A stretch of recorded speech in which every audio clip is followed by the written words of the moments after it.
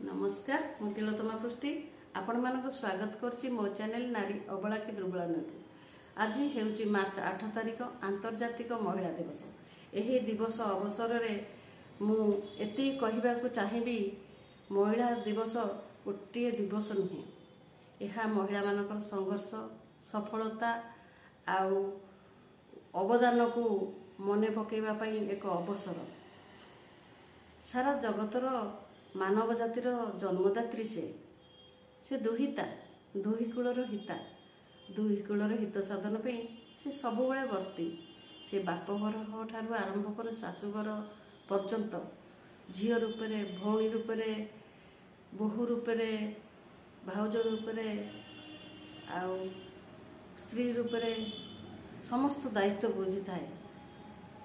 गोटे पुरुष तार कर्मक्षेत्र को जाए सी फेरिकी लापरे से तार विश्राम नहीं, किंतु नारी आजिकल समस्ते तो कर्मजीवी हेलेनी।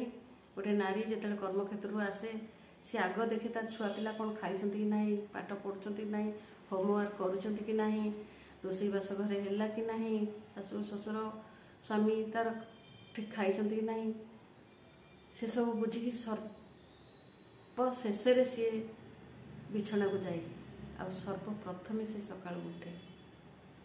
तापरे भी आज महिला कहतु से सुरक्षित कि ना, विद्यालय ठार आरंभ करी कार्यालय पर्यंत से असुरक्षित।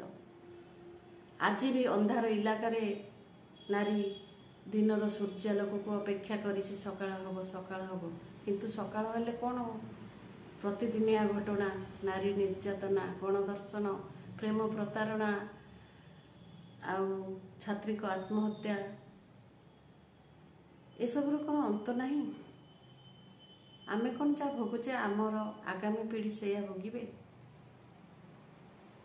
मु आज यही दिवस रे माननीय मुख्यमंत्री को हाथ जोड़ी निवेदन करी प्रत्येक शिक्षादान केन्द्र मानक झील मानू बिना मूल्य रे शिक्षा दि जाऊ। कुस्ती जुडो कराटे ये सब बिना मूल्य रे शिक्षा दि जाऊ, जहाँफल झील मैंने छोट बेलू निजक निजे शक्त करतु एवं निजे निजर सुरक्षा नियंतु, कहार अन्यर आश्रा बिना से माने बंचतु। मु एतिकी माननीय मुख्यमंत्री कहबी, जदि मोर यही भिडियोटी आपण मानक भल लगे किंबा मो कथारे आपण सम्मत अछंती ताले गोटे लाइक करिवे, शेयर करिवे, निश्चय कमेंट देबे। मो भिडियोटी आपण मानक